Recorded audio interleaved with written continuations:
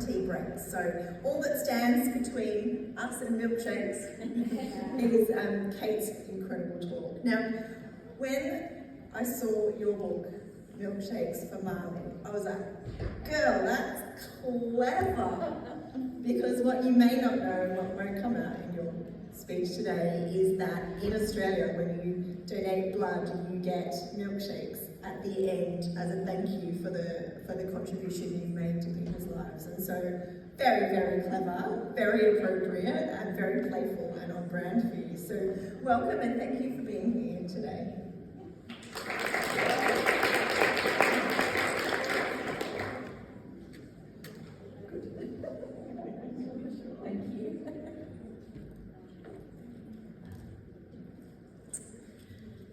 Dr. Terai Trent opened our proceedings today by asking, what breaks your heart?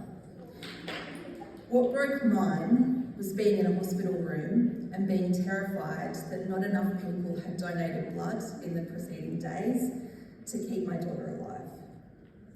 I do this work because I never want another family to have to sit in a hospital room and feel the way that I did that day.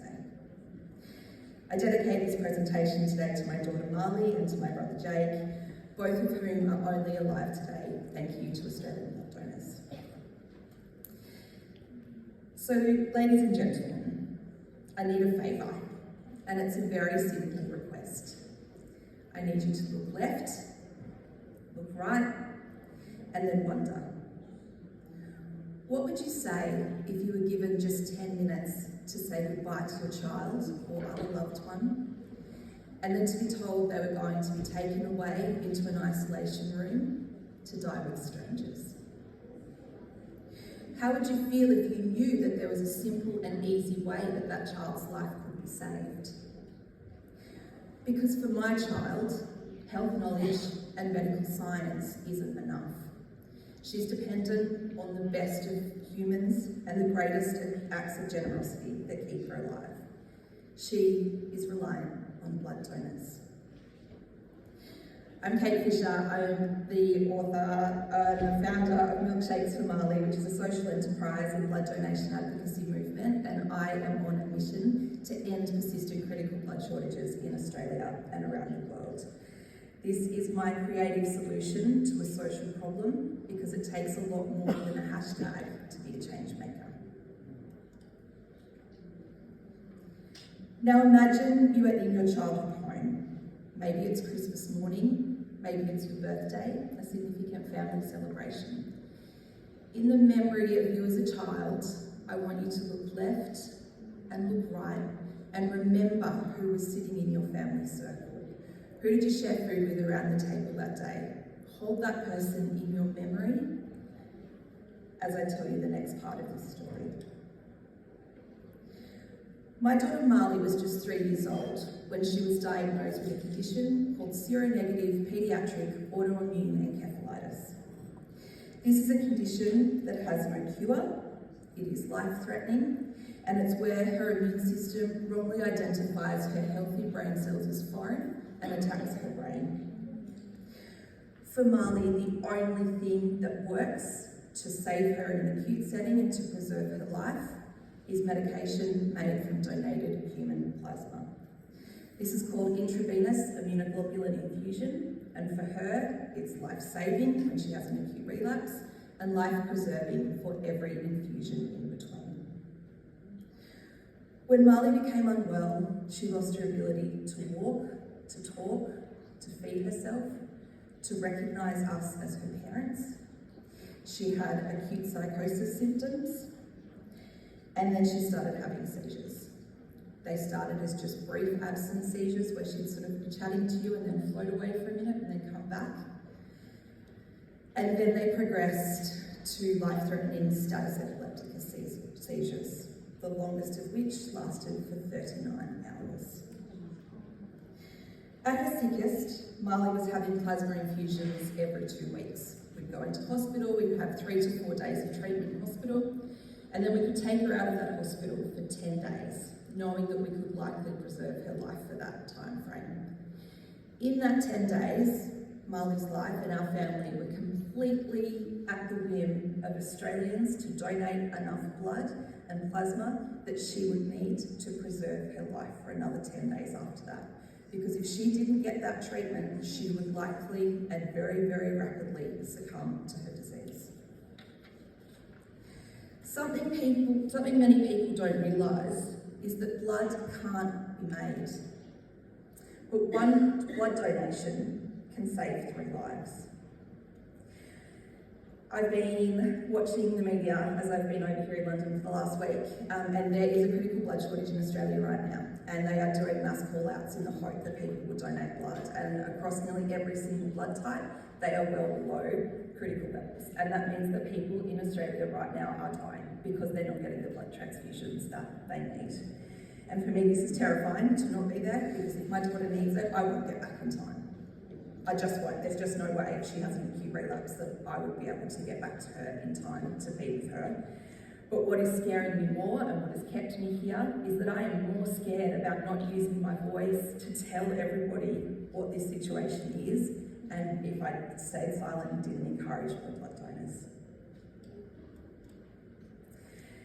Now, with that in mind, look left and look right at the people sitting next to you at your tables and in this room here today. Think about them and the families that they have left behind at home to be here.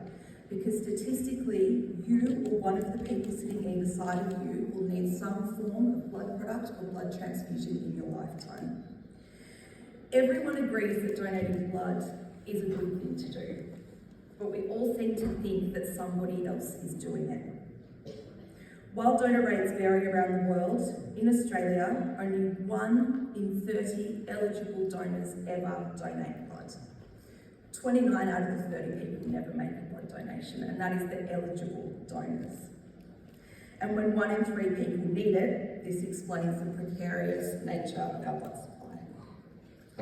That day when I was given 10 minutes to say goodbye to my baby girl, you might have guessed, was during the COVID-19 pandemic. She was showing signs of potentially having COVID, and because I had been in contact with her, I was no longer allowed to even be on the hospital grounds, and I was escorted from the paediatric intensive care unit off the hospital grounds until we could get 2 negative tests.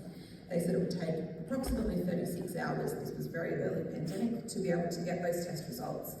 And the head of the paediatric intensive care unit sat me down and said, she won't last that long.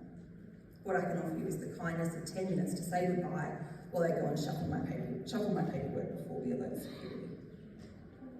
It turned out that she actually had developed septic pneumonia. The sepsis was secondary to intubation and ventilation during a status epilepticus seizure. And she needed more blood products to beat that sepsis. But in a miracle that nobody expected, she survived. And she's now 8 and she's in remission.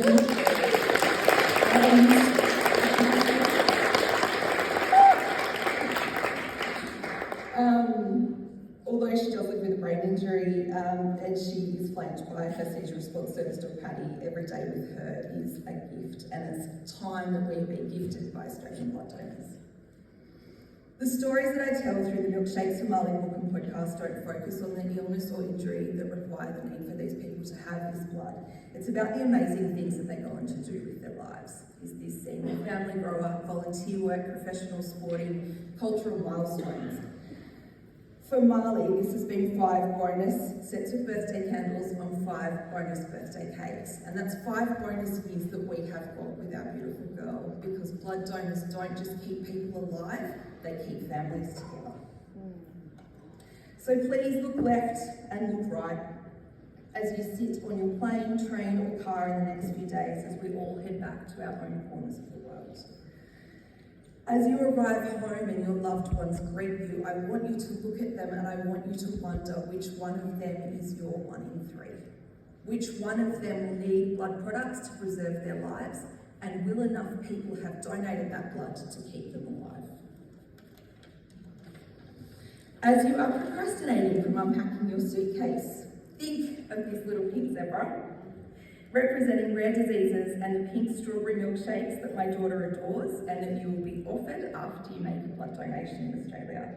And before you unpack, please pick up your phone and make an appointment to make a blood donation. If you are not eligible, please instead join me as a blood donation advocate. Follow me on my socials, there's little pink cards that I put on all of the tables. Buy one of my milkshakes for Marley books, gift one to a friend as well, they make a great present. Download the podcast, which would make a great listen on your way home as we all travel home today. And please help me on my mission to get people donating blood like their lives and the lives of their loved ones depend on it, so that together we can all end persistent critical blood shortages in Australia and around the world.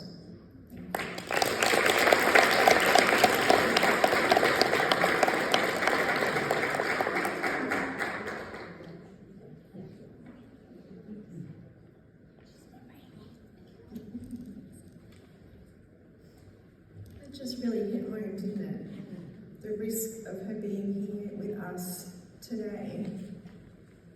It's just unimaginable, but so worthwhile doing for all of us. So thank you so much. And if you feel